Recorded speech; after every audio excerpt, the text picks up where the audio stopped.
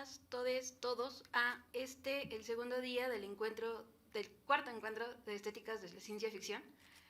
El día de hoy teníamos preparada la conferencia magistral del escritor Edmundo Pasoldán. Sin embargo, dadas las contingencias técnicas que hemos presentado el día de hoy, esto se va a ver de momento aplazado. Esperamos que se pueda consolidar, que podamos comunicarnos con él, dado que él está en Nueva York, del modo más ciencia ficcional posible. Estamos esperando que haya este contacto. Para ello, y dado este cambio tan brusco, he invitado a dos miembros del seminario a acompañarme hoy a hablar un poco de la obra, de la relevancia de este autor y de la razón por la que lo invitamos para estar el día de hoy aquí. Primeramente voy a leer la reseña que teníamos sobre el autor, su semblanza, para entrar un poco en contexto, y a continuación les cederé la palabra y generaremos un pequeño diálogo, una pequeña mesa de diálogo donde podamos hablar de todo este mundo pasoldiano que es tan intrigante y que, de hecho, si han seguido ya el encuentro y si ya han visto el programa, es un hombre que continuamente ha salido dentro de las investigaciones que se presentan aquí.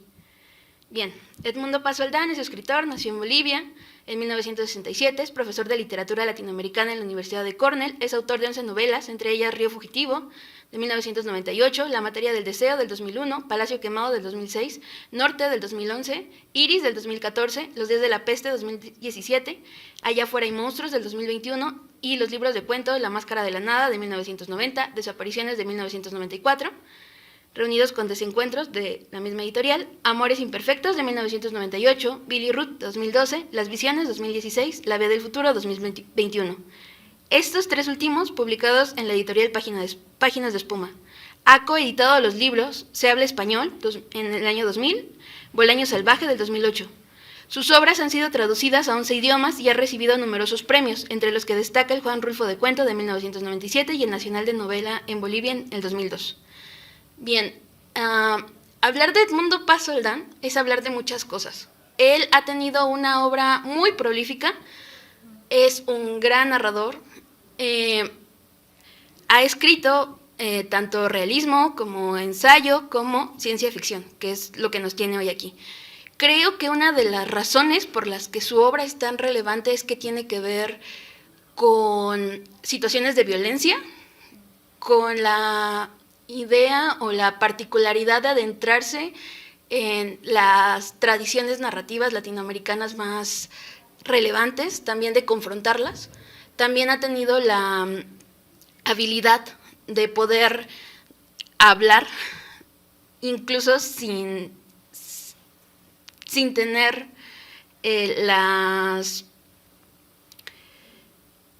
sin tener que decir en sí las cosas. O sea, muchas veces, o mucho de lo que él narra, tiene más que ver con la construcción de metáforas. Creo que ha sabido, y creo que su formación le ha permitido también tener mucha visión de las posturas y de la formación del contexto latinoamericano.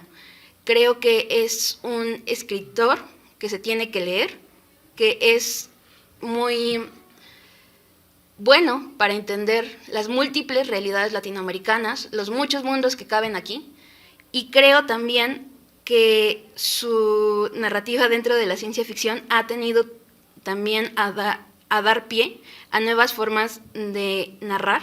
Creo que sus novelas también tienen posiciones y están escritas de una forma que no es meramente la visión tradicional.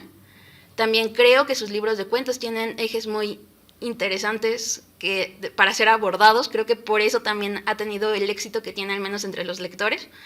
Y creo que es importante revisitarlo varias veces porque cada lectura te ofrece nuevas perspectivas. También quisiera poder hablar de los universos que él ha formado. O sea, es muy común que dentro de sus novelas, por ejemplo, en Iris, tiene toda una problematización que lo vincula con otro libro de cuentos, que es Las Visiones, que es como una especie de continuación a la cosmogonía que nos está presentando. Igual, este mismo tipo de ecos se ven reflejados en distintos cuentos, dentro de La Vía del Futuro, dentro de La Mirada de las Plantas, y estos ecos siempre nos llevan a las problemáticas del presente, de esta región nuestra, y por ello también quisiera darle la palabra a mis compañeros para poder hablar más específicamente de dos novelas, que es Iris, un poco sin hablar tanto de Las Visiones, para no salirnos tanto del tema, y de La Mirada de las Plantas, con mi compañera María Teresa. Primero, a todo esto me gustaría mencionar, o quisiera que Manuel o María Teresa nos comentaran un poco sobre qué fue lo que les pareció más atractivo de, digamos, de estas obras. Bueno, en la parte que es de Iris, que por cierto fue una recomendación tuya, en el sentido de justo explorar un universo que se mostraba de un delay, que se muestra no solo en términos de una como extrapolación de la realidad, sino que estaba en sus propios términos y sin embargo podías entender o reflejar cuestiones que están vigentes o las cuales nos están de una u otra manera tocando todo el tiempo. Y digo tocando porque es una novela muy sensorial en muchos sentidos. O sea, no solamente de una manera en la cual admites estos parámetros de la violencia, por ejemplo, ¿no? O sea, atraviesa muchísimo más y empieza a nombrar los cuerpos.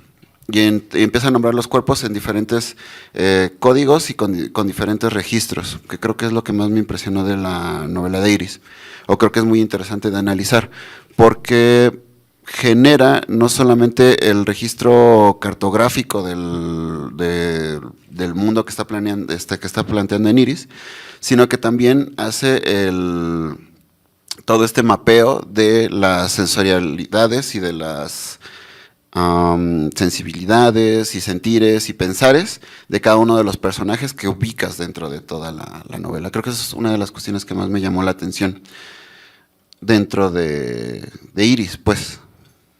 Bien, esto que menciona Manuel es como muy relevante justamente porque Iris surge como una propuesta, iba a ser una propuesta que el autor tenía para hacer una trilogía que hablara de la violencia en Estados Unidos. Bien, parte del problema que tenemos en este momento y de esta mesa improvisada tiene que ver justamente con que Edmundo Paso Aldana ha vivido ya bastante tiempo en Estados Unidos.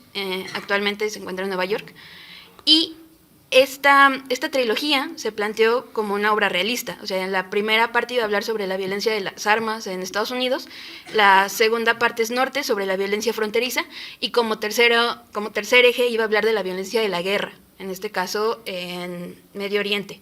Sin embargo, el autor, al hacer su trabajo, encontró como estos ecos que reflejaban y que le daban la postura o la posibilidad de desarrollar esta trama en el entorno latinoamericano. Regresó a un poco las violencias coloniales, al saqueo minero, al extractivismo minero, y entonces planteó Iris como una isla, muy a la manera de las utopías clásicas, ¿no? Aquí esta isla, en Bolivia, y utilizó muchos recursos de estudios sociológicos, antropológicos, para retomar a dioses olvidados, para plantear nuevos lenguajes, propuestas de lenguaje, alteraciones que se pueden ver reflejadas, digamos que en el presente latinoamericano, pero también en las visiones que podemos tener hacia mundos alternos.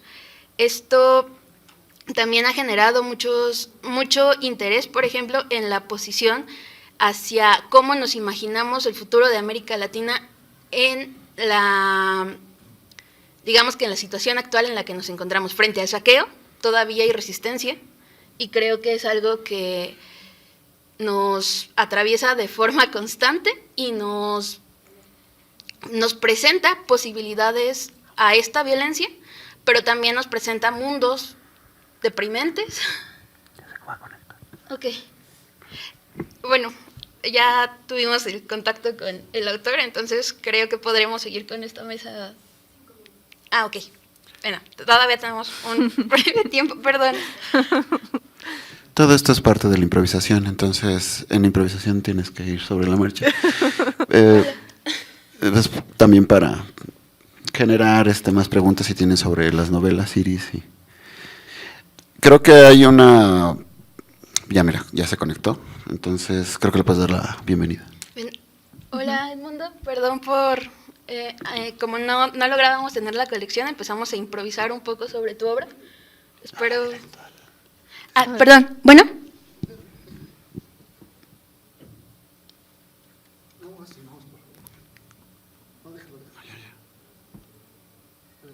¿Bueno? ¿Me escuchas? Sí, perfectamente. Ah, bien, perdón. Dadas las circunstancias técnicas, empezamos a hacer una improvisación sobre tu obra. Ya leímos tu semblanza. No sé si quisieras comenzar. ¿Alguien me va a presentar o ya directamente comienzo? Ya te presentamos. Ok, entonces simplemente comienzo ya. Por favor. Ok, muy bien. Muchísimas gracias por la invitación y disculpen por los problemas técnicos y horarios. He cambiado un poco el título de la ponencia. Se llama Formas de narrar la crisis ambiental en la ficción especulativa latinoamericana. Puedo compartir pantalla, ¿no? Dile que sí. Sí. Sí, sí. Bueno,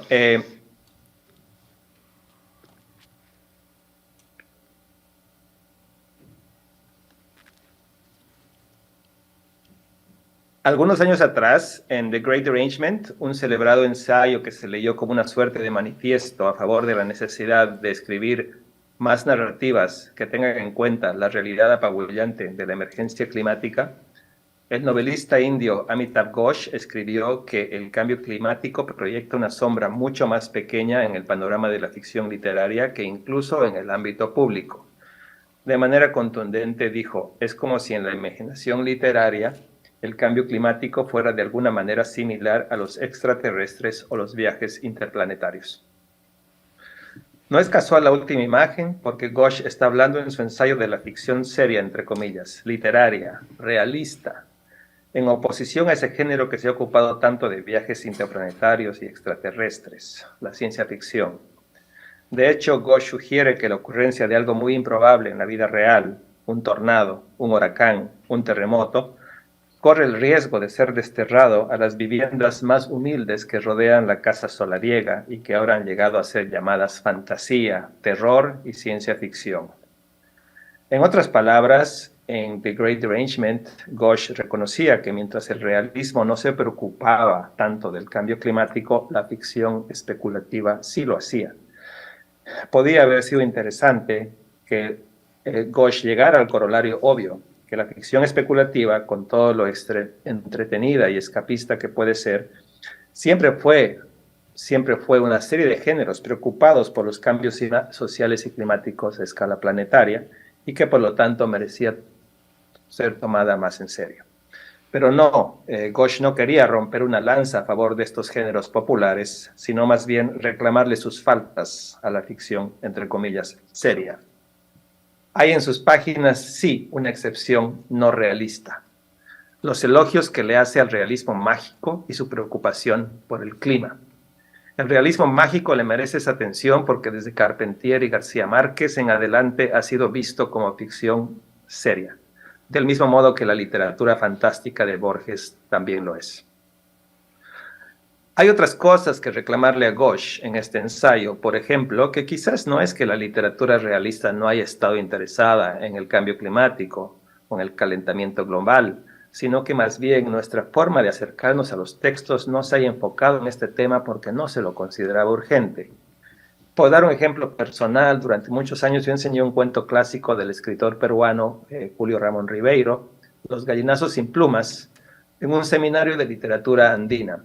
En ese cuento, publicado en 1955, me fijaba en la dinámica abusiva del abuelo, representante de los excesos del capitalismo, obsesionado con engordar a su chancho en desmedro de la salud de sus nietos. En una relectura hace un par de años, sin embargo, me di cuenta de ese paisaje contaminado que estaba siempre ahí, el basurero donde trabajan los nietos buscando cosas que sacar para el abuelo. La descripción es impactante, ¿no? Cuando estuvieron cerca sintieron un olor nauseabundo que penetró hasta sus pulmones. Los pies se les hundían en un alto de plumas, de excrementos, de materias descompuestas o quemadas. Enterrando las manos comenzaron la exploración. A veces, bajo un periódico amarillento, descubrían una carroña devorada a medias. No era que no lo hubiera mencionado antes en clase, ¿no? Sino que simplemente no había explorado a fondo las aristas y repercusiones de tener un basurero dentro de la ciudad, ¿no? A diferencia de lo que ocurre en un país como Estados Unidos, en las secciones en Europa en que las plantas donde se trabaja con la limpieza están mucho más separadas del contorno urbano. Los gallinazos sin plumas entra fácilmente a un corpus de textos latinoamericanos que la crítica argentina Gisela Jefes llama ecocrítica urbana, caracterizados por enfocarse en una retórica de los desechos, esto es, lo que se descarta, se recicla y se conserva, y que se vincula a su vez con el problema ya más general de la destrucción y preservación medioambiental. Jefes va más lejos y dice acertadamente que el tema de los sujetos basura, los seres humanos que viven cerca de los vertederos, el de las villas miseria vistas como extensiones de los vertederos, son algunas de las formas con las que el continente latinoamericano ingresa a formar parte de una biopolítica global de los cuerpos en el capitalismo tardío. Por ello, la literatura que narra historias de basureros clandestinos y de seres que viven de la basura, de vertederos tóxicos por no seguir políticas industriales higiénicas, es más bien latinoamericana y clave para empezar a hacer una ecocrítica específicamente continental. Una vez que nos fijamos en el basurero y los residuos como centros simbólicos de la crisis ambiental en el continente, empezamos a verlos en todas partes. En César Aira, en Rafael Pinedo, Verónica Gerber, Mariana Enríquez, Cristina Rivera Garza y Juan Cárdenas, por nombrar algunos autores connotados. Son muchos los críticos embarcados hoy en una relectura del canon latinoamericano a partir de la asunción de una conciencia ecológica, buscando los tropos retóricos y configuraciones discursivas específicas de la forma en que se ha abordado esta problemática, incluso en los años en que, parafraseando al antropólogo brasileño Eduardo Viveiros de Castro, nosotros vivíamos sin el clima.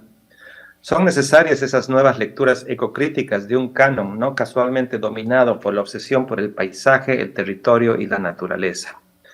¿De dónde, si no subgéneros enteros dedicados a la novela de la selva, a la novela de la tierra, a la novela de la sequía? La tradicional novela minera boliviana, tan dada a descripciones de la silicosis, esa enfermedad común en los mineros por culpa de la contaminación del aire en la mina, puede hoy entenderse como una novela de la crisis ambiental. También es necesario llevar a cabo el ejercicio que nos plantea Rachel Haywood de repasar nuestra historia literaria y hacer un retroetiquetado de las versiones tempranas de la ficción especulativa que, por nuestra timidez crítica con los géneros populares y la falta de diversificación del mercado editorial, no fueron consideradas así en su momento. Como dice la Caroline Pornoff, ese trabajo crítico es necesario para lograr una comprensión más integral del género especulativo en América Latina, sus posibilidades y propósitos narrativos y el papel del clima en él. Es lo que hace la misma Pornoff con su lectura de Las nubes, el cuento que el escritor modernista mexicano Amado Nervo publicó en 1908. El texto de Nervo, Las nubes, comienza así. Un día llegará para la Tierra dentro de muchos siglos, dentro de muchos años, dentro de muchos siglos en que ya no habrá nubes. Esas apariciones blancas o grises, inconsistentes y fantasmagóricas que se sonrosan con el alba y se doran a fuego con el crepúsculo, no más, incansables peregrinas, bogarán por los aires. Los grandes océanos palpitantes que hoy ciñen o arrollan a los continentes se habrán reducido a mezquinos mediterráneos y en sus cuencas enormes que semejarán espantosas cicatrices, morará el hombre entre híbridas flores y faunas. Se puede ver un lenguaje claramente modernista en las imágenes de las nubes como sonrosadas con el alba y doradas a fuego con el crepúsculo.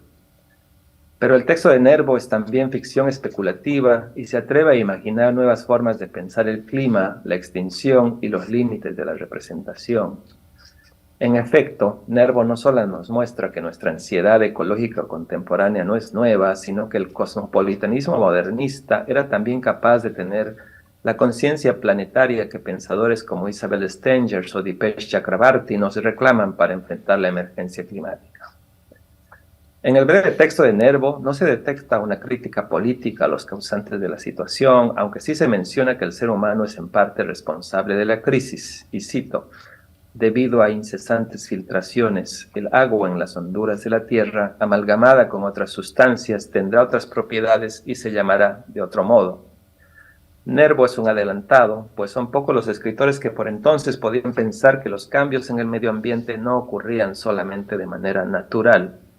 El antropoceno ya había llegado, pero no una forma de pensar antropocénica. En las últimas décadas, de fines de los 90 en adelante, las ficciones del clima más sobresalientes han tenido una clara conexión con situaciones políticas o se han animado a hablar más directamente de las responsabilidades políticas. Pienso, por ejemplo, en la trilogía de la destrucción de la cultura del argentino Rafael Pinedo, cuya novela más conocida es Plop, del 2004. Como otras ficciones argentinas de ese periodo, el mundo posapocalíptico de Plop puede entenderse como una respuesta a la crisis de la década neoliberal de los 90, que hace eclosión en el 2001.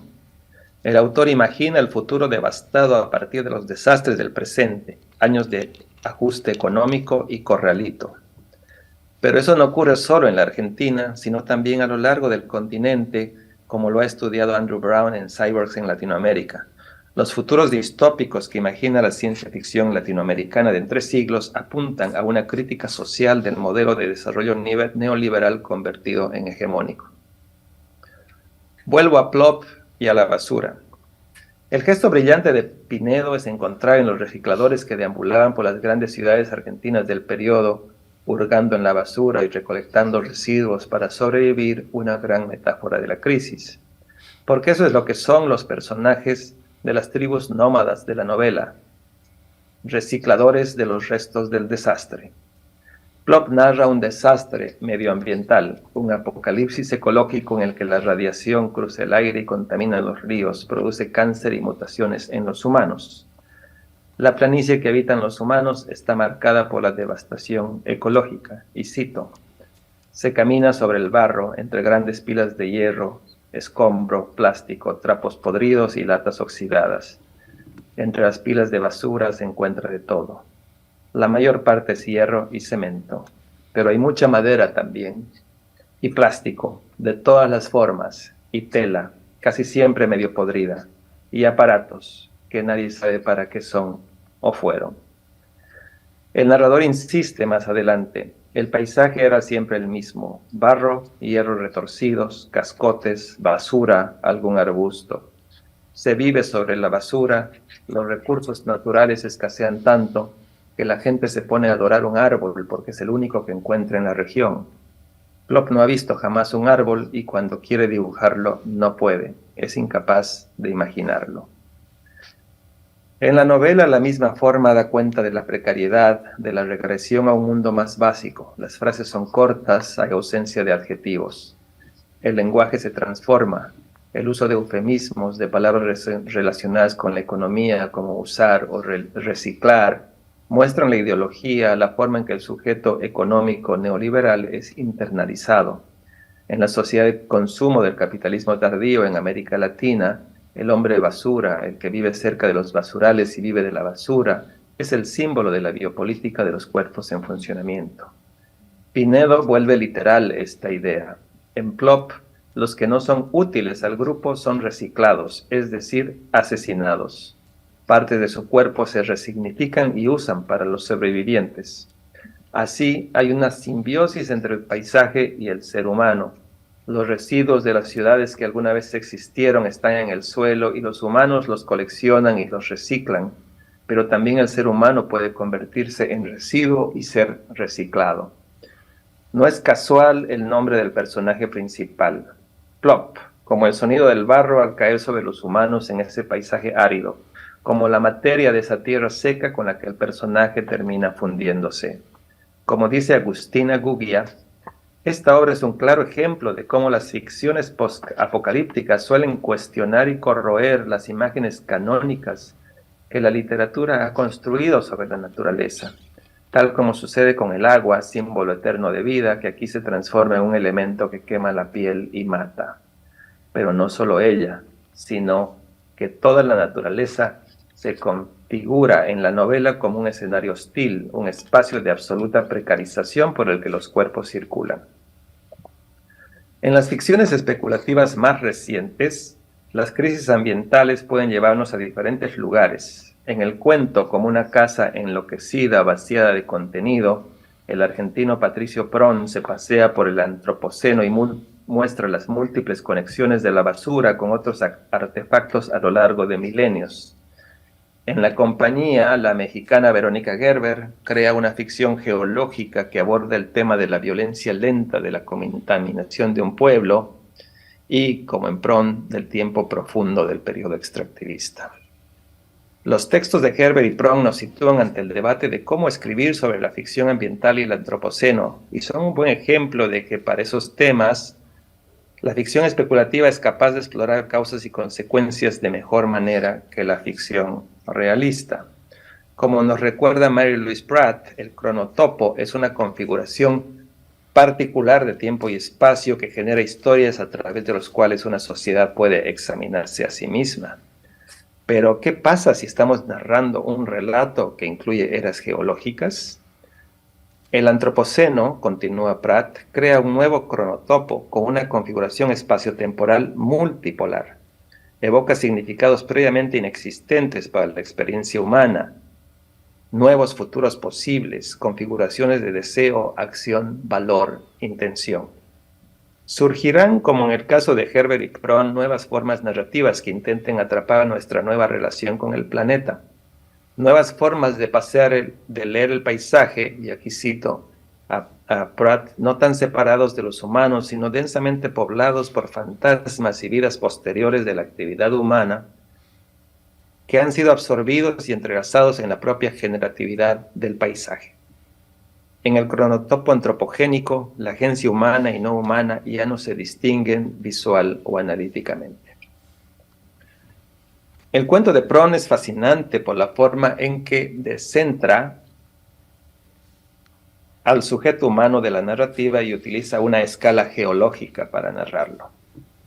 Ficción cósmica lo llama la crítica Graciela Esperanza, que intenta un realismo o materialismo de nuevo cuño y cuya inversión de la cadena de metamorfosis dota a la estructura de espesor cosmopolítico.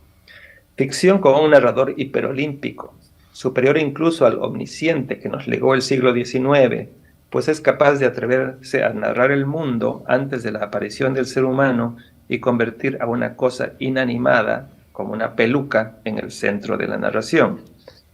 En el primer fragmento hay dos albatros que viven en la mancha de basura del Atlántico, cito, una balsa de desechos plásticos de varios cientos de kilómetros cuadrados de extensión y una densidad de aproximadamente 200.000 fragmentos de basura flotante por metro cuadrado.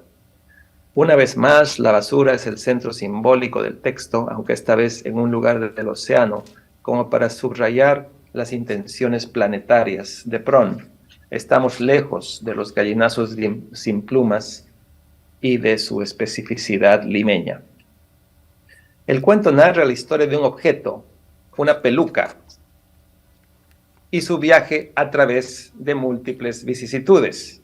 Desde antes de que fuera una peluca, a partir de la materia orgánica que sirvió para constituirla, hasta cuando ya ha dejado de serlo y es parte de la isla de basura en el Atlántico.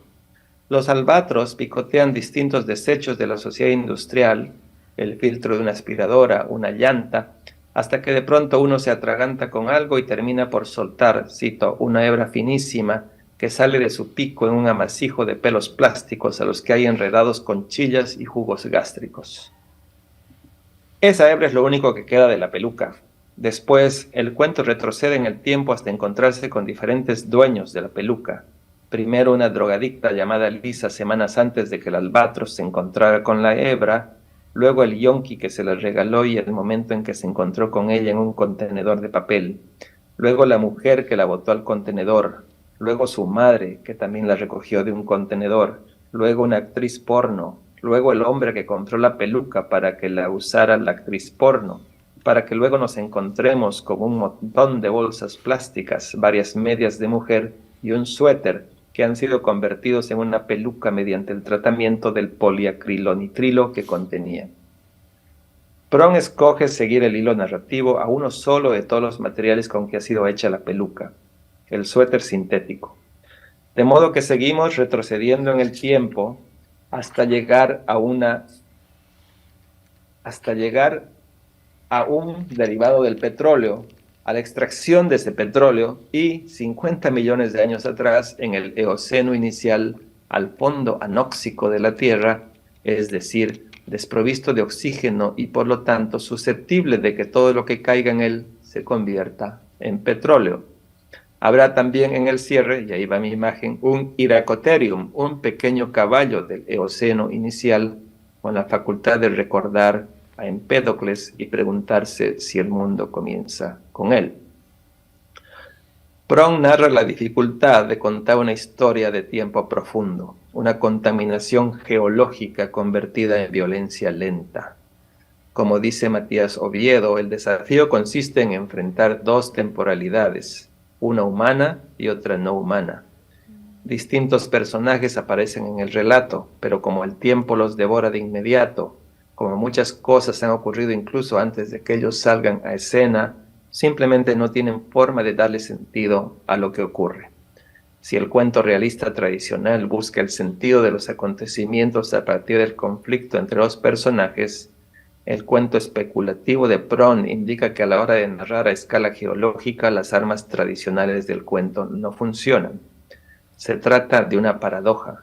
Cuando los seres humanos se convierten en fuerzas geológicas impersonales, el individuo pierde la capacidad de afectar el curso del relato. Lo que tenemos entonces, dice Oviedo, es una serie de acontecimientos que no pueden conceptualizarse como tales y un proceso en particular que destaca por su lentitud, la formación del aceite que luego se utilizará para producir la peluca. El cambio de materia orgánica a materia inorgánica es innegablemente un cambio de estado, pero su lentitud hace imposible llamarlo acontecimiento, pues no permite ser presenciado, es un proceso imperceptible. La lentitud de este proceso obstaculiza su narrabilidad, su capacidad de ser narrado. A medida que las ideas sobre la devastación ambiental a través de la violencia lenta y la escala geológica necesaria para narrar la emergencia climática se vuelvan más familiares y relevantes, los escritores deberán extremar recursos para estar a la altura del desafío narrativo. La ficción especulativa, como lo muestra el cuento de Pron, es suficientemente elástica para jugar con la escala planetaria de los acontecimientos, admite a un narrador hiperolímpico, pero aún así le cuesta incorporar al relato los procesos geológicos que deben ser narrados tomando en cuenta el tiempo profundo en el que transcurren.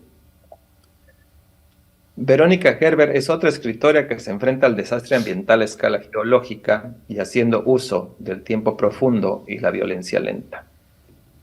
Sus estrategias son diferentes a las de Pron, pero también cuestionan las formas tradicionales de narrar y sugieren que es necesario cambiar los paradigmas de escritura heredados en buena parte del siglo XIX. En La Compañía, su libro objeto, Gerber nos ofrece diferentes acercamientos a la contaminación de un pueblo mexicano por parte de una mina de mercurio. La primera parte es una reescritura del Huésped, el cuento más conocido de Amparo Dávila. La segunda, un intento de narrar la historia de la mina de mercurio a través de materiales científicos y académicos.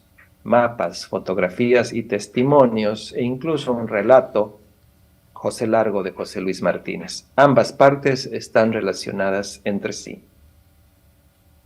Se puede leer La Compañía como una historia de horror gótico sobre la forma en que los elementos contaminantes de una mina se apoderan de un pueblo mexicano a lo largo de varias décadas, y de cómo esa insidiosa apropiación es el capítulo contemporáneo del largo periodo extractivista del capitalismo en América Latina, la versión más explícita del antropoceno en el continente. Herbert utiliza varios materiales y estrategias narrativas para llevar a cabo su proyecto. En la primera parte de su libro, no es casual que ella haya decidido intervenir y apropiarse de un cuento gótico fantástico como El huésped. La apropiación parece sencilla. Se trata de sustituir a los personajes El huésped y Guadalupe por Compañía y Máquina, cambiar el tiempo verbal del texto a futuro y la voz narrativa a segunda persona. Junto a las fotos en blanco y negro de la mina, el pueblo y los escombros que dan cuenta del desastre ya ocurrido, el efecto que logra Herbert es el de contarnos la historia de una invasión doméstica. Cito: «Nunca olvidarás el día en que vino a vivir contigo. Tu marido traerá a la compañía al regreso de un viaje. No podrás reprimir un grito de horror cuando veas a la compañía por primera vez. Será lúgubre, siniestra. La compañía es completamente inofensiva», dirá tu marido con marcada indiferencia. «Te acostumbrarás». La carga de metafórica de palabras como la compañía se apodera del texto de manera efectiva. El texto ambiguo de Dávila, en el que nunca sabemos de qué huésped invasor de la casa se trata, despliega aquí una de sus posibilidades. La compañía es una de las formas del hiperobjeto, esa cosa que se distribuye masivamente en tiempo y espacio en relación con los humanos, e involucra una temporalidad radicalmente distinta de las temporalidades a escala humana en la que estamos acostumbrados, como dice Timothy Morton. El hiperobjeto es viscoso, se pega a nosotros y no nos podemos desprender de él como cualquier material radioactivo. Socava seriamente la noción de un allá lejos. Fuera de la vista ya no es fuera de la percepción, porque si uno los entierra en la montaña Yucca, sabe que se filtrarán en la napa subterránea. ¿Y dónde estará esa montaña en 24.100 años? Esta historia tiene una segunda parte en La Compañía, en la que nos enteramos de qué trata el hiperobjeto. A través de casi 100 fragmentos, Herbert nos cuenta la historia de la mina y las repercusiones de la contaminación en el pueblo. A veces los fragmentos son de pura información científica, clima, vegetación e hidrografía, estoy citando. El clima en la región es principalmente seco y extremoso, con temperatura elevada hasta de 36 grados en promedio de mayo a julio. Otras veces la narradora nos da detalles del relato, como que entre 1935 y 1936 se descubrió el afloramiento que dio origen a la explotación de la mina de mercurio, y que la noticia de que el yacimiento era un rico filón de cinabrio con alto contenido de mercurio se esparció rápidamente por la región. Herbert nos cuenta las subidas y bajadas de la mina de acuerdo al precio del mercurio en el mercado internacional. De a poco menciona noticias inquietantes como el suicidio de un minero o el hecho de que algunos muestran síntomas de intoxicación con mercurio. El fragmento 41 es breve. El mercurio se queda en el ambiente, biodisponible. Produce falla renal y locura cuando es muy grande la intoxicación. Hay un momento en el que te llega a provocar daños mentales. Para los años 80 se menciona que, cito, la mina cerró definitivamente porque hubo denuncias del sector salud. Un día las personas del pueblo empezaron a tener cefaleas, niños y adultos, y aparte de los dolores de cabeza, sangraban por la nariz. En el fragmento 85 la narradora cuenta, decían que en las minas había duendes verdes chiquitos. Me atreví a preguntarle un par de veces a mi tío y me respondía con miedo. No me acuerdo, decía. Yo creo que ellos ya estaban muy intoxicados y empezaron a ver cosas. En medio de ese paisaje de violencia geológica lenta, Herbert incluye otros detalles que completan el panorama.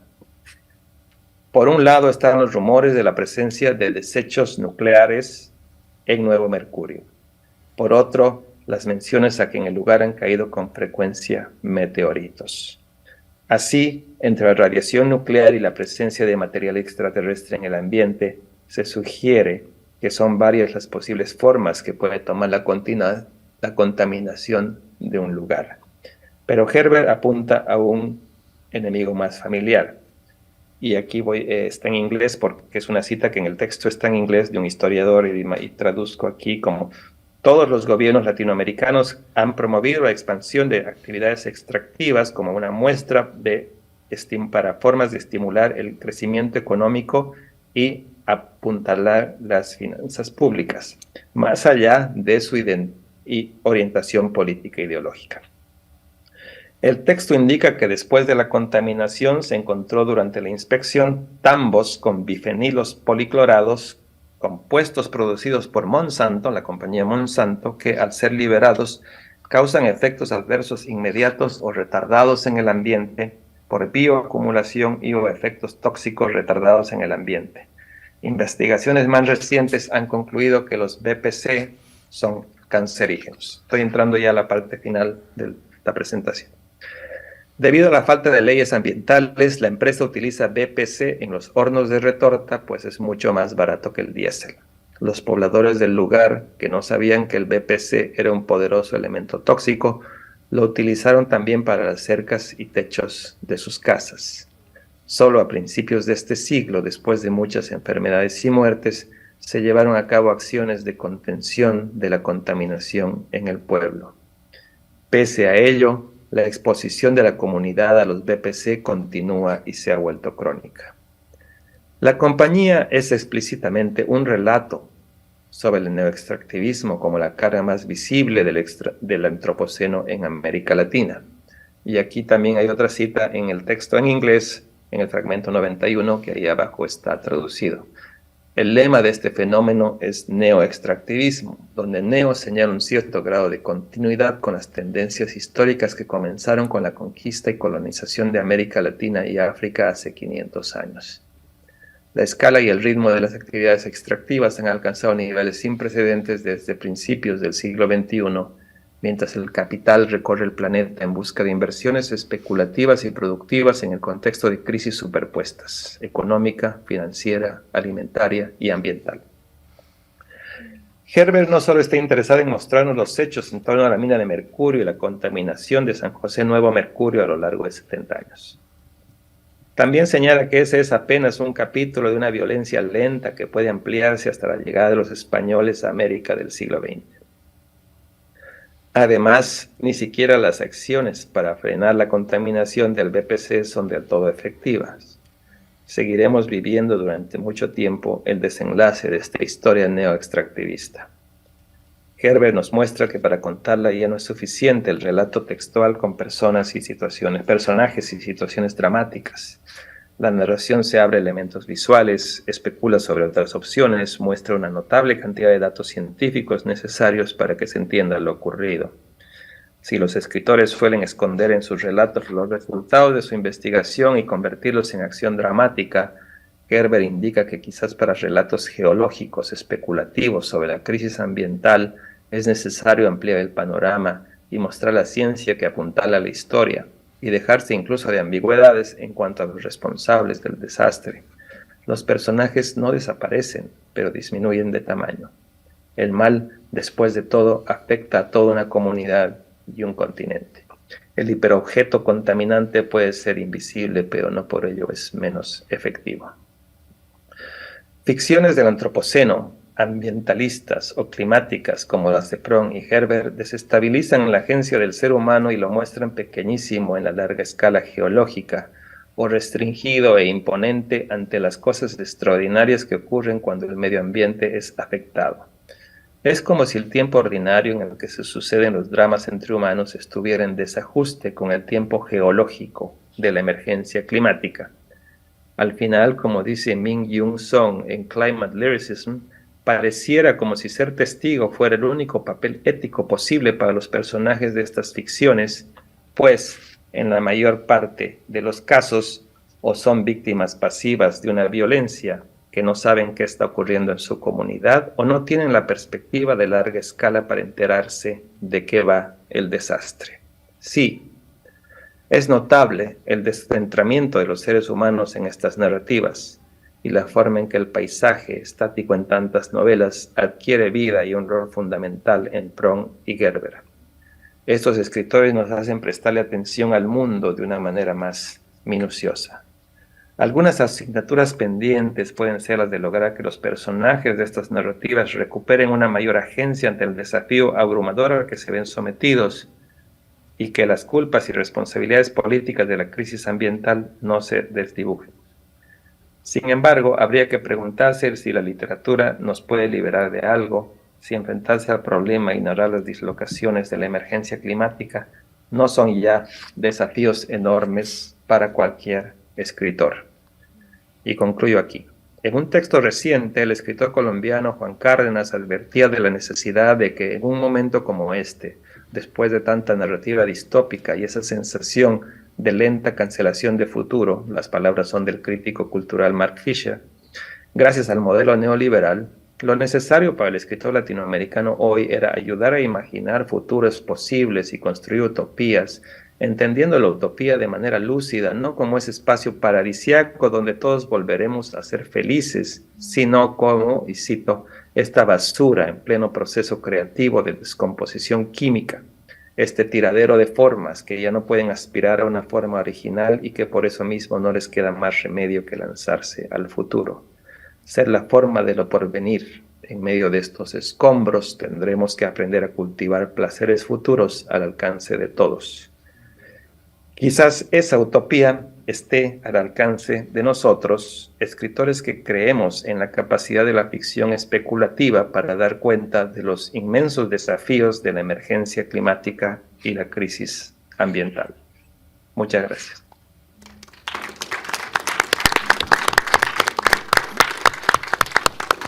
Muchas gracias, de verdad ha sido una presentación estupenda. Para continuar con esta mesa, quisiera, y no tomar más tiempo, quisiera abrir a algunas preguntas de los presentes o de las personas que nos están viendo. No sé si alguien quiera comentar algo.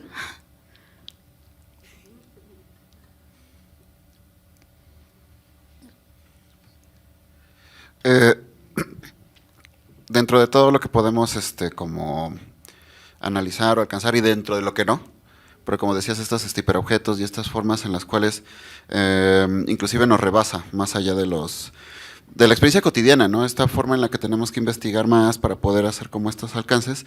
Sí me gustaría como que ahondaras más en este papel de lo que es este materialismo cosmopolítico de la basura, por ejemplo, ¿no? Estos desafíos de entender más allá del tiempo profundo, ¿no? O sea, porque si algo que hemos estado como checando en estas mesas es que para dar las advertencias ya no tenemos más tiempo. Una de las conclusiones de ayer es de que estamos escribiendo sobre emergencia climática cuando ya tenemos menos de 10 años para ya entrar como en algo muchísimo más ominoso, por decirlo de alguna manera. ¿Qué piensas acerca de ello? Bueno, sí, en efecto, es una pregunta muy importante que va al grano de la crisis, ¿no? Yo he visto cómo ha ido cambiando la misma terminología, ¿no? Aquí digo yo el cambio climático, pero pues últimamente ya se habla de la ruptura climática, ya de cambio a ruptura, ¿no? Ya no, a veces creo que por usar palabras muy amables la gente no se ha dado cuenta de la magnitud del desastre, ¿no? En el caso específico de Latinoamérica, yo creo que aquí, bueno, a mí me interesó mucho el trabajo de esta crítica argentina Gisela Yepes, porque precisamente ella es la que menciona de que muchas veces pensamos que la cuestión, digamos, la ecocrítica, en general, hay gente que todavía tiene una imagen muy bucólica de la ecocrítica, bucólica en el sentido de que se refiere más que nada al paisaje, a la naturaleza, a lo que está en el espacio del campo o de la selva o lo rural, cuando también creo que tiene que aplicarse hoy, como tú bien lo has dicho, tiene que aplicarse también a los espacios urbanos, ¿no? Si tú piensas en la contaminación que en los últimos meses ha recorrido la Ciudad de México, inmediatamente piensas en radiación o en polvos contaminantes o en la cantidad de gente que está muriendo por esta cuestión de un ambiente que no es limpio. Pues claramente ahí hay un problema de ecocrítica urbana que debemos trabajar y que las ficciones, creo, los escritores debemos tratar de incorporar en nuestro trabajo. No son esas, o sea, no es algo que está muy lejano a nosotros, ¿no? Muchas veces, digamos, en América Latina, casi en todas las ciudades, por ejemplo, yo vengo de Cochabamba, en Bolivia, y siempre he sabido que el basurero, el vertedero municipal, está en el kilómetro 7, ¿ya? En el kilómetro 7, cuando yo era niño, el kilómetro 7 en una ciudad de 4 o 5 kilómetros eran las afueras de la ciudad. Ahora el radio urbano incluye hasta como 12 o 15 kilómetros, pero el vertedero, el basurero sigue ahí, ¿no? Entonces, todos los días van los camiones de la basura a depositar la basura dentro de un espacio donde a los lados, en los vecindarios, en las colonias, en los barrios de cerca, hay gente que está viviendo, hay niños que están jugando y prácticamente no ha habido, o sea, ha habido protestas de esos barrios, pero no ha habido ningún tipo de iniciativa ni local, ni municipal, ni estatal para tratar de ver qué es lo que se hace con ese vertedero. O sea, vivimos literalmente en medio de la basura en América Latina y creo que necesitamos tener aquí primero como escritores o académicos, reflexionar sobre esa situación y ya en un plano más activista pensar un poco más de cómo hacer para enfrentarnos a estos problemas que nos están superando. Ahora tú bien dices, el hiperobjeto implica que esto ya está aquí y que las cosas que podamos hacer quizás no sean suficientes, pero como terminaba el texto mencionando a Juan Cárdenas, no podemos cruzarnos de brazos, es decir, vamos a vivir entre los escombros, pero debemos hacer un planeta, unas ciudades habitables en medio de esos escombros entre los que estamos viviendo, y creo que ese es un desafío generacional y que va más allá incluso de lo generacional. Bien, mientras estabas haciendo este comentario, yo recordaba un texto que se llama Basurero, Antropología de la Miseria, de Héctor Bertier. Es un texto de los 80s, en él aborda la forma en la que se desarrolla la organización social de las personas que vivían en los basureros, principalmente en el de Santa Fe, de la Ciudad de México, que también ha tenido muchas modificaciones y ha tenido lógicas del capital muy entramadas, o sea, desde cacicazgos y muchos conflictos. Y algo que me llamaba mucho la atención era justamente cómo dentro de este basurero un culto a la Virgen y había fiestas, festividades, celebraciones dentro del basurero. Creo que ese es un gran ejemplo de lo que América Latina ha mostrado como resiliencia, de nuestra forma de adaptarnos a estas pérdidas de espacios y de mundos y construir otros lugares y otros espacios. Y esto también me parece importante y quisiera preguntarte sobre la dimensión afectiva en estas escrituras de crisis, porque era algo que también ayer estábamos abordando en las distintas mesas, sobre la necesidad de construir desde la comunidad, desde los afectos, desde otros espacios que no necesariamente nos llevan a la distopía, la entropía y el caos absoluto. Bueno, sí, creo que lo has dicho muy bien, ¿no? Buena parte de la discusión ecocrítica casi como que inevitablemente te lleva a algún tipo de activismo o de conciencia de intentar hacer cambio, pensando que esos cambios no son simplemente esa cuestión de sacar las cuestiones el reciclaje a la puerta de tu casa, ¿no? Porque esa es la cosa más más fácil y hasta importante, pero es quizás la forma más perezosa de enfrentarse a estos problemas, ¿no? Creo que lo más importante acá en crisis como estas crisis dos cosas creo, ¿no? Por un lado, estas crisis nos desafían nuestro sentido de la comunidad, ¿no? Y ahí el lado efectivo, el lado de empatía es fundamental para poder reconstruir la idea misma de una comunidad donde tú quieras vivir, donde tú te sientas a gusto viviendo, no solamente en cuanto al vecindario, sino también por un lado, a la sensación de tener objetivos compartidos y también a la sensación de que estás viviendo en un lugar, pues, no sé si exactamente decir desprovisto de contaminación, pero un lugar donde tus hijos puedan crecer, un lugar donde tú puedas jugar, donde puedas salir a la calle, donde no sientas que estás ahí amenazado por esa cosa ominosa que dice Verónica Gerber, de esa compañía que está ahí, esa gran metáfora de este momento capitalista. Eso por un lado, ¿no? Que creo que es importante pensarlo a nivel comunitario, pero la otra cosa, y lo que piensan gente como Isabel Stengers Dipesh Chakrabarty, o también, bueno, antes Latour, creo que es fundamental, ¿no? Para un desafío como este, si bien todavía estamos pensando en lo nacional, en lo regional, en lo citadino, en lo urbano, es importante crear mantener ese afecto al espacio en el que estamos creciendo. A la vez, lo que hace esta crisis, lo que hace la ruptura ecológica o la ruptura ambiental, es obligarte a tener una conciencia planetaria, ¿no? Por un lado, la necesidad de tener una conciencia planetaria, porque de esto no vamos a salir en función de una solución local o nacional. Esto vamos a salir solamente en función de una solución a escala planetaria.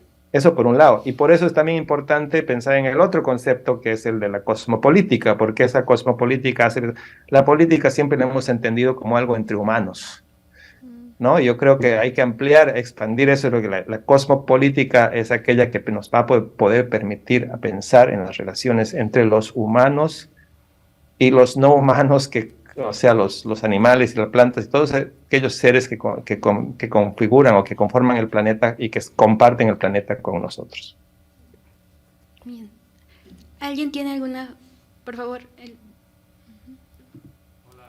Gracias, Edmundo. Muchísimas gracias. Yo te vi presentar en Madrid sobre el cuento de Prohn en Casa de Américas hace un año y me gustó muchísimo la conferencia. Mi pregunta tal vez es un comentario más mundano, pero cuando leo la obra de Herbert, sobre todo la compañía y Otro Día, que es el poemario que sacó el mismo año que la compañía, y estás pensando en las nuevas formas de narrar, lo que me resalta mucho a su obra es su intertextualidad, porque ella es una artista que se llama o se autodenomina un artista que escribe, ¿verdad? Y al leer tanto el poemario como el libro de la compañía, ella escribe tal vez 5% de ambas obras, ¿no? Precisamente no son palabras suyas, son palabras tomadas del internet, de Wikipedia, y si ven el índice que va al final de la compañía, es un collage, ¿no? Es hiper intertextual. Entonces, no sé si habías pensado en ese aspecto en cuanto a nuevas formas de narrar la crisis climática. Sí, no, me parece fundamental. He pensado en algo, esta crítica The Poetics of Extinction de Ursula Hayes. Ella hace una pregunta que es bastante capciosa, pero interesante, y me quedó dando vueltas, porque ella dice, por ejemplo, cuando ella está hablando sobre todo de la extinción de las especies, y dice que en general, para hablar de la extinción de las especies, si tú ves la narrativa o la poesía, las formas que hemos elegido, que hemos privilegiado, y creo que de manera natural, tienen que ver con la elegía, tienen que ver con el duelo, tienen que ver con la melancolía, porque pues ante la pérdida de algo importante, de una especie, eso es lo que inevitablemente el impulso poético te lleva ahí. Y ella se pregunta y dice, ¿se podría utilizar otros géneros para hablar de la extinción? Dice, ¿se podría hacer comedia de la extinción? Dice, ella dice, ¿por qué no? ¿Por qué estamos bloqueados? ¿Por qué no hacemos comedia con la extinción? ¿Se puede hacer como esa película, cómo es Don't Look Up, hace 2 años que se convirtió en una cosa que la gente se burla, que era tan mala que llegaba a ser buena, con Leonardo DiCaprio? O también dice Úrsula G. dice, se puede hacer, por ejemplo, hablar de la extinción una cosa narrativa a partir de las databases, de las bases de datos, por ejemplo, de la Red List de las Naciones Unidas, que va la lista roja esta que va sacando, tú vas entrando y vas hablando de especies, y la especie que consultas te dice amenazada, extinción, vulnerada, extinta, en buen estado, y hay como listas, ¿no? De todo, y dice, podríamos contar una historia a través de una lista.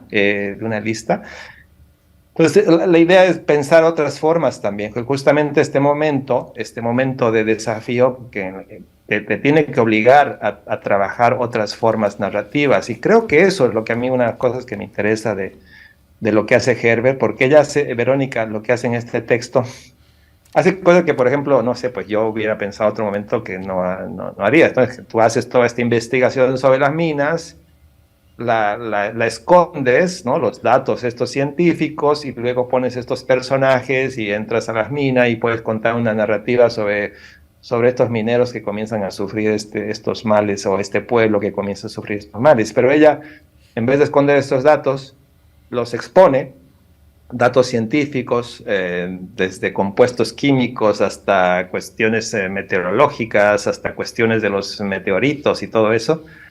Y luego, otra parte, también tiene una cosa ensayística, donde hay textos científicos, por un lado, pero también hay textos de análisis económico e histórico, en los que ella claramente habla de quiénes son los culpables, ¿no? Algo que quizás desde un punto de vista más de una narrativa tradicional, yo te diría, esto es muy didáctico, ¿no? Esto es muy moralista, ¿no?